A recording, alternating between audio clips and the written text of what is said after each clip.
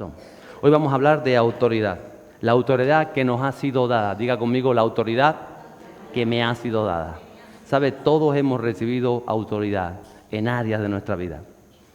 La definición de autoridad, a modo sintetizado, en primer lugar dice poder que gobierna, por hecho o por derecho.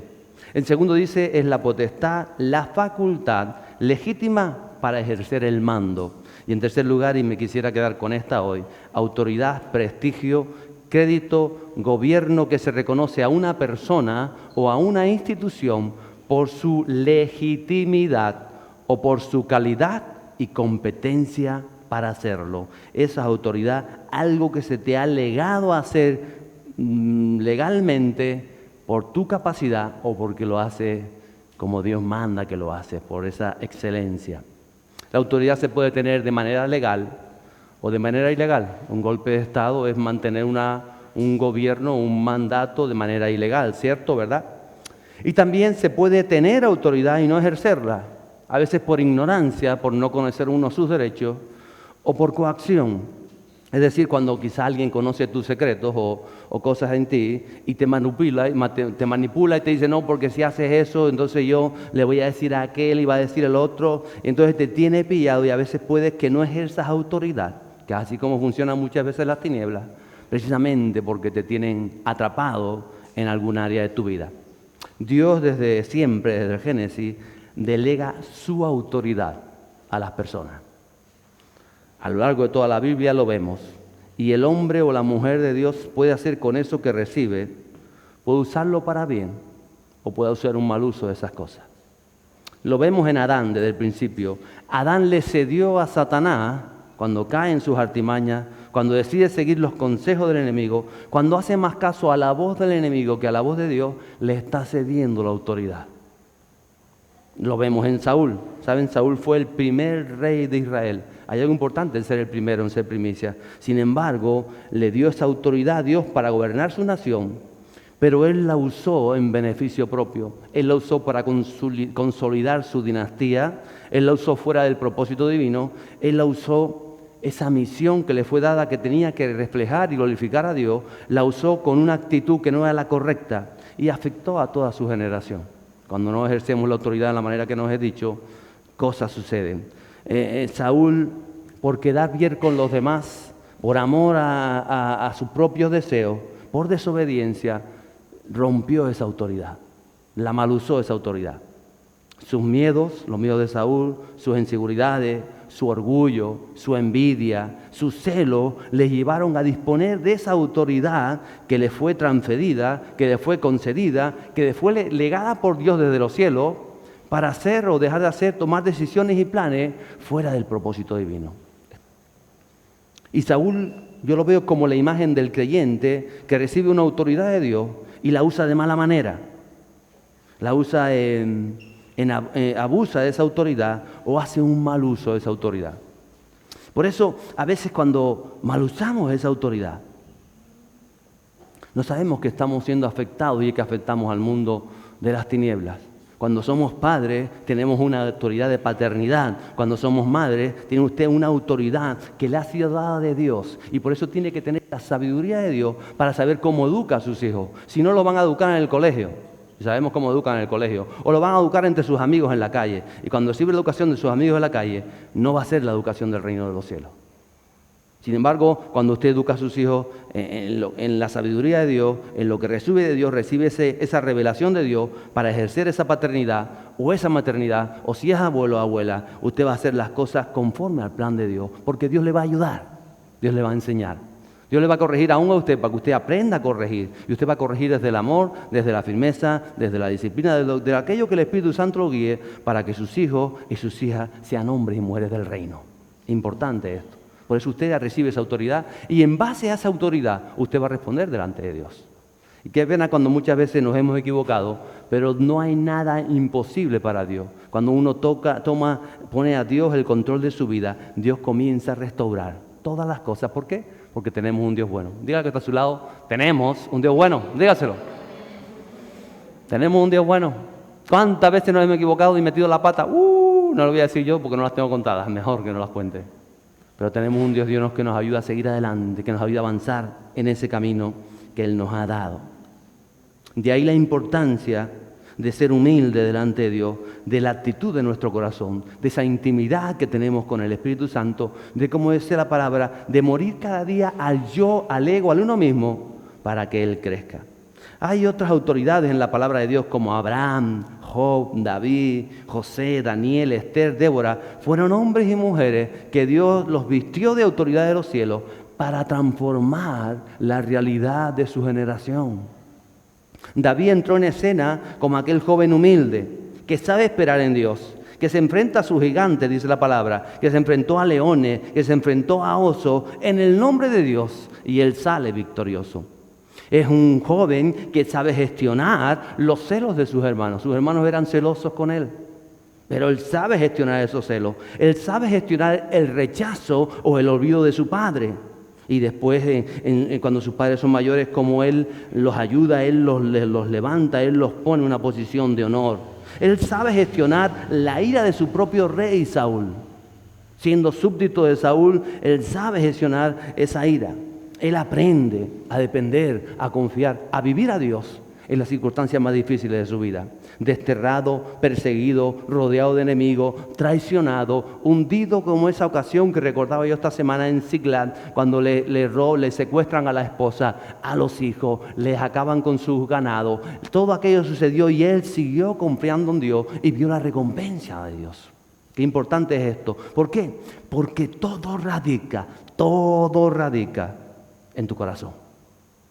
Ahí está el secreto de la vida. Por eso, sobre toda cosa guardada, guarda la cartera. No, guarda a tu esposa. No, guarda a tus hijos. No, ¿qué hay que guardar? Tu corazón. Sobre toda cosa guardada, guarda tu corazón. Y no es que lo encierres debajo de la cama, sino que lo cuides, que lo guardes, que tengas cuidado con lo que entra a tu corazón, con lo que sale de tu corazón. Porque de Él mana la vida. Y estamos hablando no del corazón físico, sino ese corazón espiritual que engloba lo más íntimo de nosotros mismos, en el alma y en el espíritu. David no fue perfecto, claro que no, porque ninguno de nosotros lo es. ¿Usted se creía perfecto? Estaba equivocado. Mira que está a su lado, dile, no es perfecto, Ricky, no eres perfecto, pero te quiero igual. Hechos 13:22 dice que después de quitar a Saúl, les levantó por rey a David, del cual Dios también testificó. El mismo Dios dijo, he hallado a David. Y cuando dice hallado es porque Él estaba buscando. Él busca entre nosotros y Él halla, y que hay en cada uno de nosotros, como halló en David, hijo de Isaí, un hombre, una mujer conforme a mi corazón, que hará toda mi voluntad.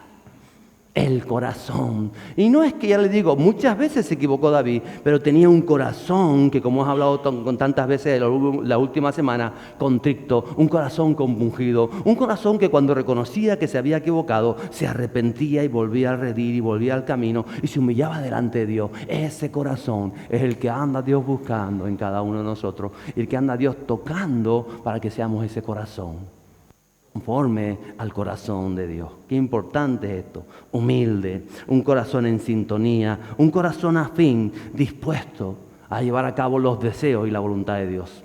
Entonces todos tenemos autoridad, como padres, como esposos, como hijos, como personas tenemos autoridad, como obreros o como empresarios, como amigos. Si usted tiene amigos, usted en cierto grado tiene una autoridad con sus amigos. Cuando se sienta con ellos y le da un consejo o habla con ellos o recibe, usted tiene autoridad.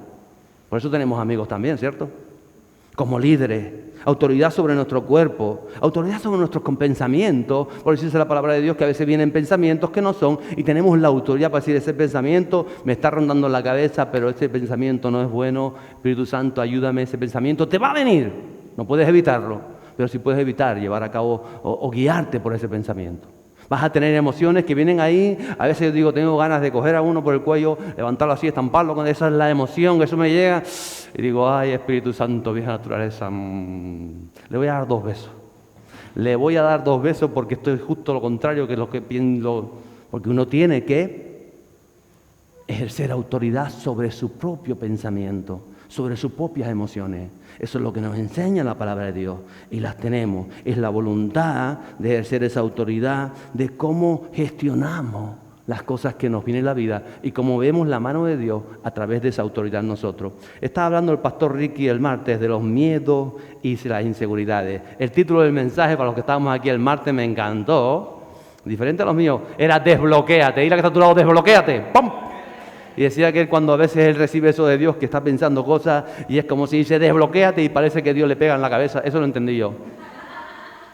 ¡Pah! Y se desbloquea, ¿no? Como cuando está haciendo un circuito. Tira otra vez al lado, desbloquéate. Desbloquéate, estamos aprendiendo mucho de Ricky. Voy a hacer, Ricky, el martes que viene ya miro yo. De vencer esos miedos, de luchar contra esas, de asumir el reto en el nombre de Jesús y con la dirección del Espíritu Santo para vencer nuestras inseguridades y nuestros miedos. La autoridad de Dios y los miedos se oponen completamente, son enemigos. Si tú tienes miedo a corregir una situación o a afrontar un problema, si tienes miedo a hacerlo, ¿cómo vas a ejercer la autoridad de Dios para solucionarlo? Tienes que primero confrontarlo, dirigir la dirección del Espíritu Santo y querer hacerlo y quitar tus miedos para poder afrontarlo. A veces el miedo a confesar una actitud o que no agrada a Dios no te da la autoridad para ser libre. Pero cuando confiesas, por eso es importante la confesión, eres libre de tantas cosas.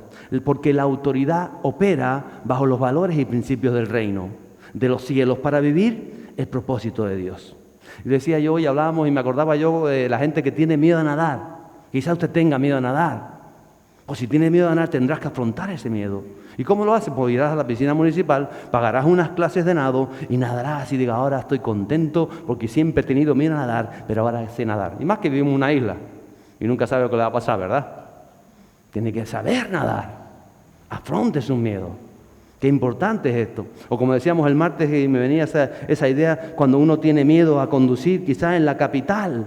Uy, que hay mucho tráfico, que te salen de por aquí, que te salen por allá, y no vas por miedo, y quizás en un momento puedes perder hasta bendiciones, porque podías ir a visitar a alguien al hospital, a la clínica parca o lo que sea, y no vas por miedo, y dices, no, yo no entro a Santa Cruz porque me da miedo. Tendrás que afrontar esos miedos en tu vida.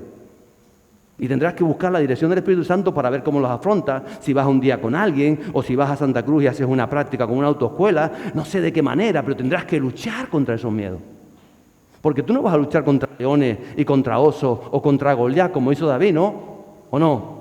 Nuestros miedos son pues el miedo a nadar, el miedo a conducir, el miedo al que dirán, el miedo a afrontar una... Esos son los gigantes que tenemos que batallar nosotros. Esos son los osos que cuando vienen tenemos que vencerlos en el nombre de Jesús. Esos son los leones. Porque miramos la palabra y dice hoy, si hubiera un león, yo soy un macho para atacar a un león. No, no, el león es precisamente eso en tu vida que no te deja avanzar. Y es lo que tienes que luchar. Porque una vez que vences, la autoridad de los cielos se desata en tu vida. Vencer abrió la puerta de la autoridad a David. Cuando David venció a Goliat, fue llevado ante el rey y Saúl lo reconoce. Y cada victoria que tenía David crecía más y más en la autoridad de Dios, en la autoridad de los cielos, que les fue siendo legada poco a poco. A la medida que uno va avanzando, Él te va a dar más autoridad y más autoridad y más autoridad para vencer el mundo espiritual. De eso se trata, amada iglesia. Por eso tú tienes que ir venciendo tus miedos, en los detallitos, en las cosas. ¿Qué tienes miedo a hablar con esa persona de ese problema? No, pues vence ese miedo. Vete con amor, vete con diplomacia, vete con dirección, vete con sabiduría. Y dile, amigo, tengo este problema. Es que tengo miedo a decirle, es que tengo miedo a que dirán, es que tengo miedo a que se enfade, es que tengo miedo. No, en realidad los miedos son del enemigo. Y cuando tú vences esos miedos, la autoridad de Dios se derrama sobre tu vida para solucionar las cosas que tenemos que afrontar cada día. El capítulo 10 de Lucas, me salto al Nuevo Testamento rápidamente, dice, después de esto, el Señor designó a otros 70. ¿Cuántos? 70. Importante esto porque mi mujer está hablando de José y me miras a mí cuando José salió con 70 personas eran los que llegaron a Egipto. Y ahora aquí Dios manda 70. Pero eso para la clase de instituto. Después de esto el Señor designó a otros 70 y les envió de dos en dos delante de él a toda ciudad y lugar a donde él había de ir. Y les decía, la mies es mucha, pero los obreros pocos.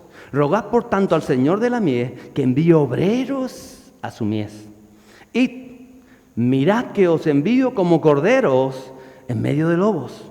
No llevéis bolsa, ni alforja, ni sandalias, y a nadie saludéis por el camino. En cualquier casa que entréis, decid primero, paz a esta casa. Usted sabe cómo se dice paz en hebreo, ¿verdad? Shalom. Usted toca la puerta y dice shalom. Bueno, eso para ellos, nosotros diríamos paz. Y si hay un hijo de paz, vuestra paz reposará sobre él, pero si no, se volverá a vosotros. Permaneced entonces en esa casa, comiendo y bebiendo lo que os den, porque el obrero es digno de su salario. No os paséis de casa en casa. En cualquier ciudad donde entréis y os reciban, comed lo que os sirvan. Sanad a los enfermos que haya en ella y decidle, se ha acercado a vosotros el reino de Dios, el reino de los cielos. Si hay un contexto en esta enseñanza de Lucas, mire, el Señor está yendo por última vez a Jerusalén. Él sabe que ha de ser crucificado. Y unas semanas antes, unos meses antes, Él ya ha advertido a los discípulos del costo de seguirle. Muchos querían ser sus discípulos y el Señor parecía que se iba quitando gente de encima, porque Él les hablaba claramente, porque le quedaban pocos días. Había 3 justo en el contexto anterior, los versos anteriores a esto que acabamos de leer, dice que iban 3 delante de Jesús. Yo quiero seguirte, quiero ser tu discípulo, pero quiero hacerlo a mi manera. Yo voy a ir de voluntario, yo cuando tenga tiempo, yo cuando pueda. Y el Señor le decía, no. Era que los muertos entierran a los muertos. Al otro decía, no, las zorras tienen guarida. Empieza a descartar gente. Porque Él no le puede dar la autoridad a todo el mundo. Usted tiene que amar a Dios. Usted tiene que ir aprendiendo a Dios. Usted tiene que ser discípulo del Señor. Entonces Él va, parece que descartando gente. Porque usted no puede servir al Señor con sus condiciones. Las condiciones las pone el Señor. ¿Sabe por qué? Porque Él es Dios. Y Él es el que pagó el precio por nosotros. Porque nosotros solo podemos estar agradecidos por lo que era hecho por nosotros. Y termina el capítulo 9 de Lucas, justo antes de lo que acabo de leer, decía, nadie que después de poner la mano en el arado mira atrás, es apto para el reino de los cielos. E inmediatamente después, los 70 que están con Él los envía. El Señor descarta al que de verdad no quiere ser su discípulo. Antes de dar esa autoridad, el corazón tiene que estar preparado. El corazón tiene que estar sujeto a la obediencia de Dios para recibir toda esa autoridad que te quiere dar Dios de los cielos. Por eso envía a los 70 y los envía con instrucciones claras. Dice, anuncien el reino de Dios a las ciudades samaritanas que después yo voy a visitar. Él los manda como avanzadilla. Y en esta ocasión, por eso digo, a veces pensamos que solamente Jesús estaba con los 12 apóstoles. No, 12 eran apóstoles. Pero aquí hay 70 discípulos. En otra ocasión habían 120 y en otra ocasión 500. Jesús se rodeaba de gente. No te centres que solo eran 12. En lo íntimo, en muchas cosas eran 12, pero había mucha gente que servía al Señor. Ahí están las mujeres y tantas otras personas que servían a Jesús. Entonces hay mucho que podríamos meditar aquí referente a la autoridad. Las órdenes de Jesús para ejercer autoridad eran claras y son específicas. Y vemos que el Señor dice, hay pocos obreros. Hay pocos obreros. El llamado del Evangelio es seguir sirviendo conforme Jesús servía. No es servir a mi manera, no es servir como a mí me gusta, no. Él marcó el ejemplo para servir. Él no dejó con su enseñanza y con su modelo el camino de humildad y de servicio. Lo dejó tan bien marcado que no podemos salirnos de ese camino a la hora de servir. No podemos servir a nuestra manera, tenemos que servir como Él nos enseña. ¿Sabe? Los hombres, a veces, la humanidad, anhelamos posiciones, anhelamos reconocimiento, anhelamos comodidades, anhelamos, bueno, yo sirvo al Señor, pero yo tranquilito con mis cosas, yo no quiero problemas, yo no. ¿Cómo que no quieres problemas? Problemas los hay siempre, ¿o no? Situaciones difíciles las habrá, y si no, ponte a trabajar con personas. Si tú trabajas solo en el mundo, tendrás problemas contigo solo, pero como trabajes con otro al lado, ya vas a tener problemas, ¿o no?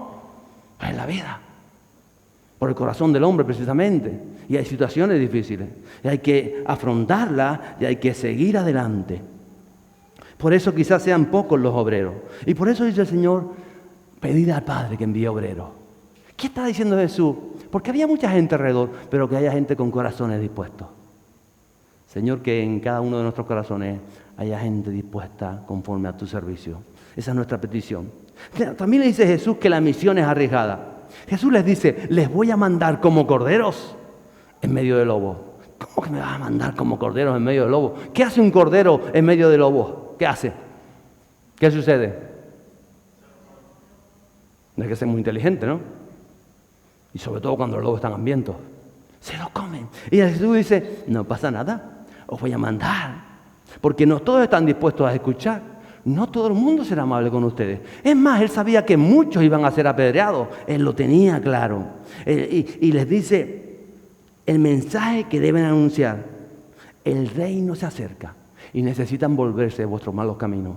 Necesitan dejar atrás el pecado. Necesitan arrepentirse delante de Dios. Y ¿sabe? Esto no es un mensaje agradable para todo el mundo. Ni siquiera para los cristianos es un mensaje agradable el mensaje del Evangelio. ¿Por qué? Porque hay muchos cristianos que quieren vivir un cristianismo a su manera. Sin compromiso, sin tener que tomar decisiones radicales, sin tener que dejar esto o aquello. Y no es el cristianismo que enseña Jesús. El cristianismo de Jesús es un cristianismo que envuelve toda tu vida, que te llega a decir, tú no eres digno de seguir el reino de los cielos si tú no eres capaz de aborrecer padre, madre, hijo, hija. Esas palabras son demasiado profundas para que cualquiera pueda entenderlas. Pero son las que le dijo Jesús, justamente antes de darle la autoridad. Y por eso dice, muchos se iban. Le dice, se nos están yendo, se nos están escapando. Si nos seguían 200 y ahora quedan 70. Tranquilo. ¿Sabes lo que dijo Jesús? ¿Tú también te quieres ir, Pedro? Dice, no, yo me quedo. ¿A dónde voy? Si solamente tú tienes palabras de vida eterna.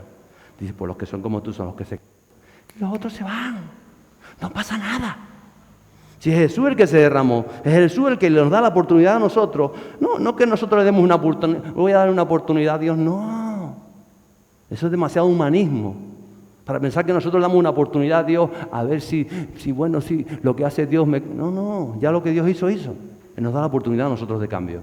Y Él dice, si tú me sigues, como yo te digo, tu vida va a ser transformada. Vas a ver la mano de Dios, vas a ver lo sobrenatural, vas a ver las cosas que suceden. No va a ser fácil, pero yo voy a estar contigo todos los días de tu vida. ¿Hasta cuándo? Hasta el fin de los tiempos. Hasta que estemos en su santa y preciosa morada y presencia. Entonces no es un mensaje del Evangelio que agrada a todo el mundo. Y le está diciendo Jesús, y van a ir dependiendo de mí. Le dice a los discípulos, no lleven un solo duro encima. Pedro, saca los 10 euros que tienes ahí, que te conozco. Siempre tienes algo escondido en la parte de atrás de la cartera. Sácalo. No lleves dinero. No lleven en ropa de cambio. No lleven otra túnica. No lleven nada. Le está diciendo, dependa de mí. Porque les está enseñando. Porque hasta ese momento Jesús estaba con ellos. Y cuando les faltaba pan, ¿qué hacía Jesús? Lo multiplicaba. Y si faltaban peces, ¿qué hacía Jesús? Lo multiplicaba. Y si alguien venía a decir, ay Señor, que no tienen para pagar el impuesto, ¿qué hacía Jesús? Vete, coge un pescado y sacarás una moneda y paga el impuesto. O sea, Jesús les suplía. Porque Jesús siempre nos da provisión cuando obedecemos a Jesús. Siempre tenemos provisión cuando obedecemos a Él. Y entonces ahora el Señor le dice, yo no voy a ir con ustedes.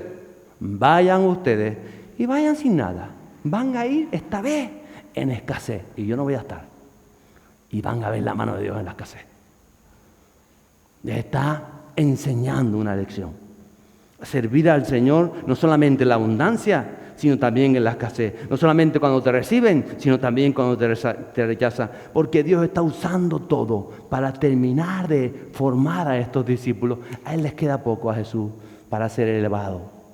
Los 70 van a aprender a depender de Dios. Solo la palabra de Dios transforma un corazón. Usted puede ser muy elocuente con lo que habla, con lo que dice, puede haberse estudiado bien un tema, o saber esto, saber lo otro, pero mire, es el Espíritu Santo el que produce el nuevo nacimiento, nadie más. Y es el Espíritu Santo el que conoce el corazón de la persona. Y el que obra. El propio Jesús es quien los está enviando. Y Él dice, si los reciben o los rechazan, ustedes no se preocupen. Porque no están recibiendo, aceptando a ustedes. Me están recibiendo, rechazando a mí, dice Jesús. Por eso, no tomes en cuenta cómo suceden cosas en tu vida en contra de tu persona. Cuando tú eres creyente y alguien te dice, y no es que por ser creyente te diga, sino por ser, tú por ejemplo eres obrero, míralo así, tú vas a trabajar con excelencia, que dice la palabra de Dios, y a lo mejor todos los demás están alrededor te diciendo, el patrón no ha pagado, pues yo no trabajo, yo me voy a escaquear, porque todavía no nos ha ingresado. Usted dice, no, yo trabajo, porque yo trabajo como para Dios. O sea, a lo mejor se ríen de usted, pero bueno, usted lo puede decir con esas palabras o con otras, con lo que usted quiera. No hay que tampoco ir de religioso por la vida, ¿me entiende, no? Usted lo dice como usted quiera. Usted sigue siendo excelente, usted no se sigue escaqueando, usted trabaja bien, usted sabe para quién trabaja. Y dice, mira tú, que se cree que tal, no, yo estoy trabajando para quien estoy trabajando. Y entonces el Señor viene a la recompensa. Por eso estuve trabajando 2 semanas sin ganar un duro, porque yo sé de quién viene la recompensa. Y después me pagan muy bien, porque yo sé en quién he confiado. Porque no tiene que ver, el jefe que yo tengo, el patrón, es el intermediario entre yo y Dios, el que puso en ese momento Dios. Y cuando uno es fiel a Dios, abre las puertas de los cielos y usa a las personas. ¿A quién va a usar? A veces usan a los animalitos, pero a las personas normalmente. Una vez conoció el pez aquel, ¿verdad? El que sacó la moneda. Pero bueno, me voy por la tangente. Ahí estamos. Es Jesús quien lo envía. No se tome nada de manera personal, porque es Jesús el que... Usted es creyente, usted sabe que usted está representando el reino de los cielos. Por eso no tiene ni que ofenderse, ni que molestarse, ni que se le tiene que crecer el pecho cuando lo felicitan. Gracias, Señor, muy bien, trabajo bien hecho, muy bien. Pero sabes para quién lo hiciste, ¿verdad? Señor, que seas tú glorificado en todo tiempo. Entonces Jesús les envía a donde Él luego habría de pasar. Ellos en otra cosa son la avanzadilla, como lo eres tú y yo para esta tierra. Porque el Señor, usted sabe que hemos hablado que hay que traer un despertar, un avivamiento del Espíritu Santo a esta tierra. ¿Y qué hace? Envía a los 70. ¿A quién nos envía? Diga a nosotros, me está enviando a mí. ¿Usted lo puede entender? Él me está enviando a mí y me envía con autoridad. Y nos envía a llevar su paz. Ustedes van y digan paz a esta casa. No tiene que hacerlo así literalmente. Es todo lo que si usted trae, usted lleva paz ahí donde va. Y usted ve una turbulencia y usted trae paz. Y usted ve un problema laboral y dice, vamos a ver cómo solucionamos esto. Y usted ve 2 que se están peleando, mira, y usted media, ¿cómo hacemos? Pues usted es paz. ¿Y usted qué va a llevar? Paz. ¿Va a llevar guerra? No, va a llevar paz, la paz de Jesús. La guerra con el enemigo, la paz con esa paz. La paz que es potente, ¿eh? Muy bien. Se subió esto de pronto. Ahí está, por esta causa. Y ahí estuvieron días sin Jesús, y quizá 1 o 2 semanas, porque eran las primicias de lo que Dios quería hacer. Cuando reciben en casa a los enviados de Jesús, dice, no solamente van a recibir el reino de los cielos, sino van a recibir la sanidad de los cielos. Por eso dice, allí en las casas que se abran, oren por los enfermos. Y dice que de ellos volvieron a los días, y leemos los versos 17 a 20, de este capítulo 10 de Lucas, que dice, los 70 regresaron con gozo. ¿Cómo regresaron? Con gozo, diciendo, Señor Jesús, hasta los demonios se nos sujetan en tu nombre. Y Él les dijo, Jesús, yo veía a Satanás caer del cielo como un rayo. Mirad, os he dado autoridad para hollar sobre serpientes y escorpiones y sobre todo el poder del enemigo, y nada os hará daño. Sin embargo, no os regocijéis, le dice Jesús en esto, de que los espíritus se os sometan, sino regocijaos que vuestros nombres están escritos en los cielos. Qué alegría, diga conmigo, me regocijo, que mi nombre está escrito en el reino de los cielos. Qué maravilla. Ellos regresaban contentos, ¿sabe? Uno es feliz cuando ayuda a personas, ¿o no? Es feliz cuando ayuda a personas. Uno cuando entiende qué es servir, cuando ayudas a personas eres feliz. Cuando suceden cosas y tú puedes echar una mano, eres feliz. Mire, uno se lo pasa bien de vacaciones. Estuvimos en Galicia, lo pasamos bien, ¿verdad, mi amor? Lo pasamos bien allí en vacaciones en Galicia. Uno se los pasa placentero cuando tiene una buena cena, o cuando le sirven, o cuando estás en una barbacoa con unos amigos, ¿a qué es guay? Me puede invitar a una barbacoa si quiere. Yo también lo invito a usted algún día. Usted se lo pasa bien ahí en una barbacoa, o no bien. Pero sabe, cuando uno verdaderamente está lleno, es cuando sirve a otros, como venían ellos. Se goza cuando usted ve vidas formadas, cuando hay vidas en ruinas que usted habla y usted ve el mover de Dios y son levantadas. Cuando hay enfermos que son sanados y que llevan tanto tiempo en una condición y el Señor dice, ora por esa vida, quiero hacer algo en ella.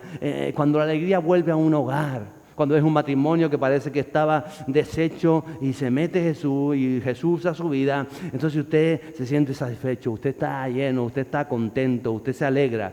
Ellos venían así, contentísimos. Habían conocido un montón de gente, habían entrado a las aldeas, habían traído sanidades, habían visto tantas cosas. ¿Por qué? Porque habían cumplido la misión para lo que Dios le había enviado, la autoridad de los cielos. Ellos se dieron cuenta de que aún sin Jesús, porque hasta ese momento siempre había salido Jesús con nosotros, la autoridad que Jesús le había dado era real. Esto no es que está escrito, esto no es que me dijeron vete, no, es que lo estamos viendo, estamos orando por enfermos, están siendo sanados, estoy hablando con aquella persona, le digo que tenga paz, que está amargada y lo veo con un rostro diferente, le dije que recibiera a Jesús en su corazón y su cara le ha cambiado. Usted lo sabe de qué estoy hablando, de servir a los demás. Ellos venían así. apoteósicos, venían, con unos semblantes, vidas tocadas. Y lo que les sorprende a ellos, dicen: Jesús, fíjate que hasta los demonios se nos sujetan, nos obedecen. Le decimos a los demonios: cállate la boca, y el demonio ¡ay! Se calla la boca. Le decimos al demonio: sal fuera, y el demonio se iba. Tremendo, ¿verdad? Tremendo lo que ellos están viviendo. Se nos sujetan en tu nombre, dice. Porque el nombre de Jesús es poderoso para quien tiene autoridad, para quien ha sido legada esa autoridad. En su corazón usted tiene que creer, tiene que obedecer a Dios y va a ver lo que Él hace. Y Jesús les dice: yo veía a Satanás caer del cielo como un rayo. Cuando tú ejerces la autoridad que te ha sido dada, hay un movimiento en el mundo espiritual. Hay un movimiento por parte de Dios que choca con las tinieblas. ¿Usted sabe lo que es un rayo? ¿Usted ha visto tormenta? En Cuba hay mucha tormenta, ¿verdad? En Colombia también hay tormenta. En Venezuela. ¿Qué es un rayo? Son dos cargas opuestas, una positiva y otra negativa, que chocan bien dentro de una nube o entre nubes, y sale ese rayo que llega hasta el suelo. Eso es un rayo, una confrontación espiritual. Dos cargas opuestas que chocan y produce lo que produce. Y por eso dice el Señor: yo vi a Satanás que caía. ¿Por qué? Porque cada vez que tú vas y llevas una palabra de bendición, cada vez que tú llevas una palabra de fe, cuando tú llevas tu paz y le dices: paz del Señor, y tú le hablas a un enfermo, y tú oras por él, y tú bendices una vida, y tú haces lo que Dios te ha llamado a hacer, y tú sirves, el reino de los cielos sube una conmoción, y el reino de las tinieblas pierde fuerza, y Satanás tiene que moverse, y Satanás cae porque tú estás operando en lo que Dios te ha mandado a hacer. Y así funciona el reino de los cielos. Por eso, si la iglesia no hace lo que tiene que hacer, el reino de los cielos, el reino de las tinieblas aumenta. Y cuando la iglesia está haciendo lo que tiene que hacer, el reino de las tinieblas va desapareciendo. Ahí donde nos movemos. Un choque. Se nos ha dado autoridad para romper las obras del enemigo. Usted tiene esa autoridad. Por eso a veces no podemos meternos en la visión del enemigo cuando hay un problema que parece que lo alimentamos, porque yo también me enfado y tú te enfadas. No. Usted tiene la autoridad para que cuando haya un problema, desde la sabiduría de los cielos, el amor de Dios y la palabra, usted ponga orden. Usted establezca el reino de la luz, el reino de la paz en ese problema. Para eso ha sido usted llamado. No para crear más problemas, para solucionar los problemas, para servir a la gente, para servir a sus hermanos. Para servir aún al que le maldice a usted lo puede bendecir en el nombre del Señor, porque usted no sabe si a través de esa bendición esa persona va a arrepentirse de sus pecados, de su manera de actuar y conocer a Jesús. Por eso hemos sido llamados, para vencer toda obra de las tinieblas. Por eso decía el apóstol: nuestra lucha no es contra carne ni sangre, sino ¿contra qué? Contra principados y potestades, contra las huestes de maldad que operan en el mundo físico. Pero cuando usted tiene esa autoridad de Dios, usted va a ver la luz y usted va a ver cómo el reino de los cielos se establece y los enfrente. Usted tiene que tener determinación con la palabra. Usted tiene que sujetarse a la palabra, a la voz del Espíritu, en obediencia a Jesús y creyendo, y usted va a ver lo que Él ha de hacer. Mire, los 70 seguían a Jesús. Habían dejado comodidades atrás, habían dejado derechos, habían dejado deseos personales, habían cortado con el pecado. No eran perfectos. Vuelva a mirar que está a su lado y dile: no eres perfecto. El pastor no es perfecto, ganas tendría él, pero no. Ya cuando se muera, hacer otra cosa. No somos perfectos, pero hemos creído en el Señor. Pero queremos servir al Señor. Sabemos que Él nos guía. Ellos estaban sirviendo. ¿Sabe lo que me sorprende? Que ellos no estaban sirviendo en el templo, no estaban sirviendo en la iglesia. Los 70 ejercieron su autoridad en las aldeas, en los pueblos, en las calles, en las casas que le abrían la puerta, entre sus amistades. Ellos recibían la palabra de Dios, porque ellos tenían la autoridad que usted y yo tenemos, pero a veces no hemos sido conscientes. Quizá por ignorancia, quizá porque el enemigo nos ha tenido tratando algún tema y nos tiene pillados por ahí. Pero hoy usted está aquí porque Dios la ha llamado para ejercer la autoridad de los cielos tal y como Él se la ha dado.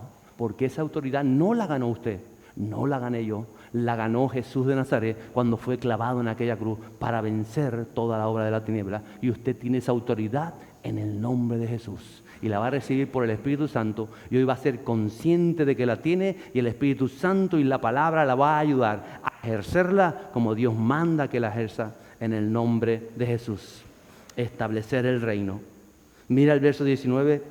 Dice, mirad, dice Jesús, os he dado autoridad para hollar sobre serpientes y escorpiones y sobre todo el poder del enemigo. Y nada. ¿Qué cosa? Nada. ¿Qué cosa? Dígalo así como yo. Nada os hará daño. ¿Qué te va a hacer daño? Nada. Si tú guardas tu corazón, nada te va a hacer daño. Y no habla de serpientes como reptiles. Habla de la serpiente del Génesis, la misma. ¿Entiendes lo que le estoy diciendo? Porque todavía en Génesis la serpiente que... No, está hablando del enemigo. Usted dice, va a hollar serpiente. No se ponga a pisar, no vaya al loro parque a saltar encima de la serpiente. No. La serpiente.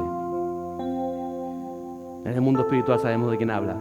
Aunque es cierto que a Pablo le mordió una víbora y no se murió. ¿Se acuerda? La isla de Malta, ¿verdad? Para glorificar a Dios fue aquello. Ni habla de escorpiones o de araclanes, no está hablando de eso, sino que le da autoridad para hollar. ¿Usted sabe qué es hollar? Hollar es, pero no para que se ponga usted a saltar, escacho al diablo con los pies. No, usted no cacha a nadie con los pies. Usted lo cacha con su acción de vida. Usted lo cacha cuando usted va con la paz del Señor y visita a alguien que está alterado y la paz de Dios lo inunda. Usted está cachando al enemigo. No se ponga a saltar, hay gente que salta. Bueno, si quiere saltar, salte. A veces hay actos proféticos y cosas que hace la gente y bueno, está bien, no está mal si quiere hacerlo. Pero no se trata de eso. Hollar era un término muchas veces militar y a mí me recuerda eso cuando pasaba un ejército uniformado y donde pasaban cientos de soldados, miles de soldados, el suelo quedaba aplastado y ahí no se podía cultivar por un tiempo, tenías que trabajar otra vez. Eso era hollar. Es decir, dejar sin fruto al enemigo. Dejar sin fruto al enemigo. Por eso el Señor les ha dado autoridad para dejar al enemigo vacío, sin fruto y para establecer el reino. De eso está hablando. Pero usted tiene que vestirse con firmeza, vestirse con el traje de Dios. Efesios 6, 11, 20 habla de esa armadura. Para ejercer esa autoridad, usted no puede ir con cholas a pisar una serpiente. ¿Qué sucede si pisa un escorpión con cholas? ¿Qué pasa? ¿Alguna vez le ha pasado? No, porque está usted aquí hoy. Pero si usted pisa un escorpión con cholas, usted tiene que estar armado con las armaduras del enemigo, de Dios, para poder vencer al enemigo, para poder escachar al enemigo. Y Dios nos está armando en nuestro corazón para vencer toda obra de tinieblas. Recuérdelo, usted está llamado a vencer toda obra de tinieblas. Por eso no se meta cuando tiene problemas, no se meta en el mundo de las tinieblas. No. Métase por la parte de la luz que usted tiene el respaldo de Dios para traer claridad en el nombre de Jesús. Y eso le dijo Jesús. Amada iglesia, yo sé que has pedido autoridad y autoridad de los cielos es dada en el nombre de Cristo. De ahí que el trato tan importante del Espíritu Santo en tu corazón. Por eso te ha pasado y estás viviendo lo que estás viviendo. Porque Él quiere sacar afuera todo lo que impide que puedas ejercer esa autoridad que viene de los cielos para tu vida, para tu casa. Para que no te suceda lo que a Saúl, sin aprender como David, como José. ¿Cómo aprendió José? ¿Cómo fue puesto José en autoridad? ¿Cuánto tuvo que pasar para que su corazón fuera tratado? Y luego lo multiplicó Dios en la tierra y 70 entraron a Israel. Los 70 entraron a Egipto y salvó la vida de toda su casa, incluyendo sobrinos, cuñadas y demás. Pero ¿sabe? Me sorprende porque Jesús dijo, verso 20, sin embargo, no os regocijéis en esto, que los espíritus se os someten, sino regocijaos en que vuestros nombres están escritos en los cielos. Maravilla que tu nombre esté escrito en los cielos. Porque no es el resultado de lo que hacemos. Lo que hacemos lo hacemos en el nombre de Jesús y la gloria se la lleva al Señor. Es lo que somos. Somos hijos de Dios porque nuestros nombres están escritos en los cielos. Y tú tienes que tener clara tu identidad. Soy hijo de Dios porque mi nombre está escrito en los cielos. Jesús terminaría diciendo, versos 21 y 22, en aquella misma hora, y esto es lo que más me llama la atención del texto, Jesús se regocijó mucho en el Espíritu y dijo, te alabo, Padre, Señor del cielo y de la tierra, porque ocultaste estas cosas a sabios y a inteligentes y la revelaste a los niños. Y está hablando de los 70, la revelaste a los niños. Sí, Padre, porque así fue de tu agrado. Todas las cosas, dijo Jesús, me han sido entregadas por mi Padre. Y nadie sabe quién es el Hijo sino el Padre, ni quién es el Padre sino el Hijo, y aquel a quien el Hijo se lo quiere revelar. Y está Dios tratando tu corazón porque te quiere revelar más de Dios. Y te quiere revelar más de Dios porque quiere vestirte de autoridad para vencer las acechanzas del enemigo y para traer su reino. Qué bueno es cuando el mismo Jesús se regocija en el Espíritu. Y vemos aquí la Trinidad, habla del Espíritu, habla del Padre. ¿Por qué? Porque aquellos 70 eran las primicias de lo que pocas semanas después pasaría en Pentecostés. Usted es la primicia. Póngase en pie conmigo y diga: soy primicia de lo que Dios quiere hacer, y por eso Dios me llama y Dios me trata. Y que Jesús se regocije siempre en su vida, en su casa, que se deleite, que toda autoridad le ha sido dada por el Señor.